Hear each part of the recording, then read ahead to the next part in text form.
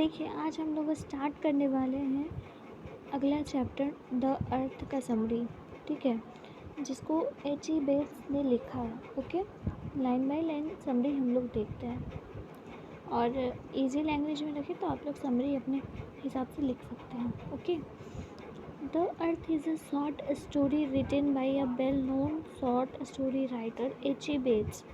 The earth एक short story है जो कि well known short story writer के द्वारा लिखा गया है, H.E. बेट्स के द्वारा लिखा हो गया है।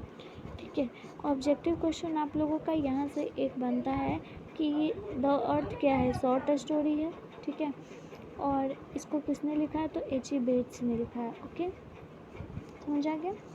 आगे देखते हैं। This story is about a farmer Johnson and his son Benjy who appears to be a simple minded person.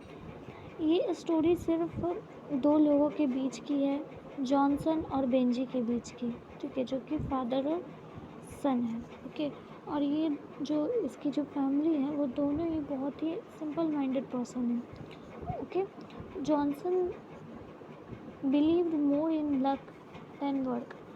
वो जॉनसन जो है वो लक पे ज़्यादा विश्वास करता है वर्क से ज़्यादा, ठीक है, मतलब वो काम करने से ज़्यादा लक पे बिलीव करते हैं।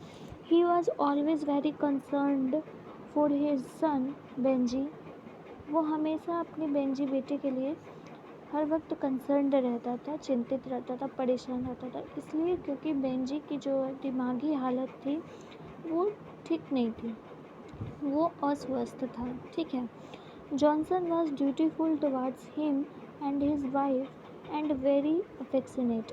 देखिए, जॉनसन जो था वो बहुत ही कर्तव्यनिष्ठ व्यक्ति था, अपने वाइफ और अपने बेटे के को लेकर वो बहुत चिंतित परेशान रहता था उनको लेकर। ठीक है, आगे देखिए क्या कहते हैं।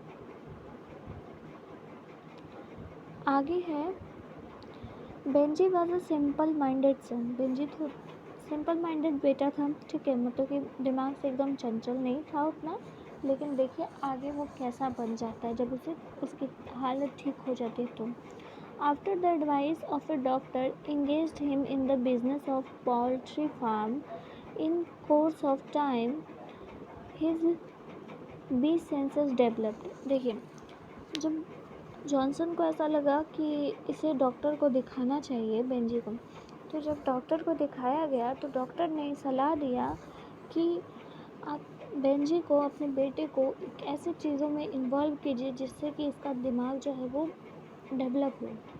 ठीक है, तो उन्होंने एक एडवाइस दिया, कहा कि आप क्यों ना फार्म यानी कि मुर्गियों की जो फार्म होती है उसे दे दिया उसको दे दो भेंजी को लाके, जिससे कि आप एक बड़े लेवल पर बिजनेस भी कर पाओगे।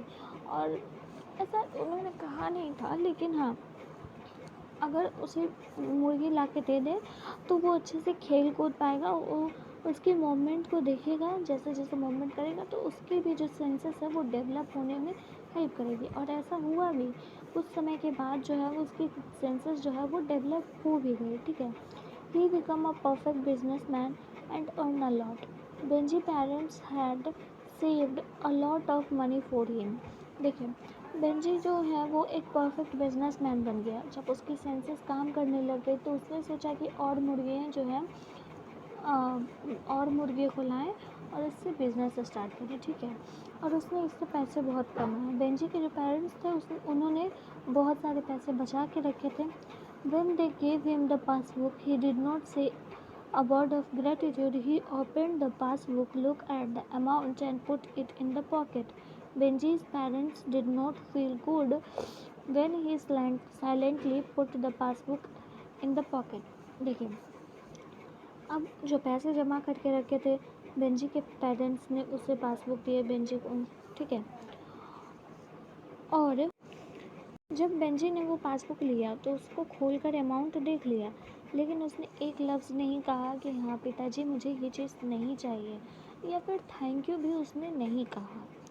तो ये ऐसा बिहेवियर बेंजी का देख के उसके पेरेंट्स को बहुत ही बुरा फील हुआ। ठीक है, उन्हें अच्छा नहीं लगा इस तरह से साइलेंट उसे देख के।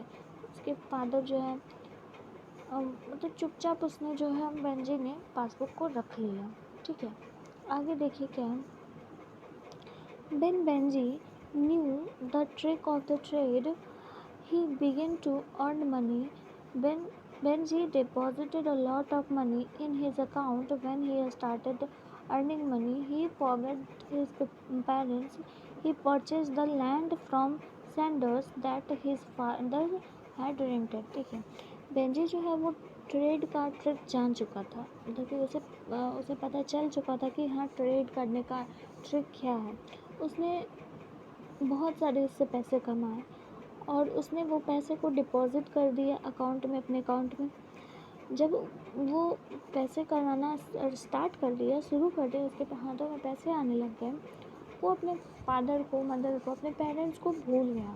ठीक है, मतलब कि देखिए ये सेल्फिशनेस का ही तो बिहेवियर है ना, कि आपके पास जब नहीं था पैसा तब आप अपने पेरेंट्स के पैरों पे चल रहे थे, जब आपके हाथों में पैसे आ गए तो आप अपने पेरेंट्स तक को भी भूल गए। देखिए ये सिर्फ और सिर्फ सेल्फिशनेस की ही पहचान है, और कह सकते हो आप कनिंगनेस की भी पहचान है। ठीक है, और ऐसा क्या किया, बेंजी के जो फादर थे वो रेंट पे रहते थे। ठीक है, सैंडर्स नाम का एक व्यक्ति था जिससे उन्होंने ज़मीनें खरीदी थी, मतलब खरीदी नहीं थी, वो रेंट पे लेके रहता था।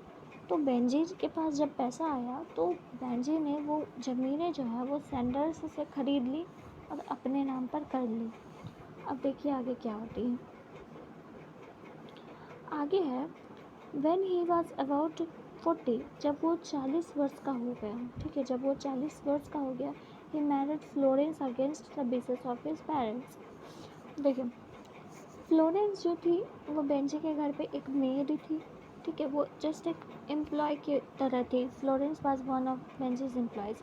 ठीक है, उसने फ्लोरेंस से शादी कर ली, बेंजी ने फ्लोरेंस से शादी कर ली। जब वो 40 वर्ष का हो गया शादी कर ली, लेकिन उसके पेरेंट्स जो है वो नहीं चाहते थे कि इससे शादी हो उसकी, लेकिन फिर भी उसने अगेंस्ट जाके पेरेंट्स के अगेंस्ट जाके उसने शादी की। ठीक है, he did not treat his parents well.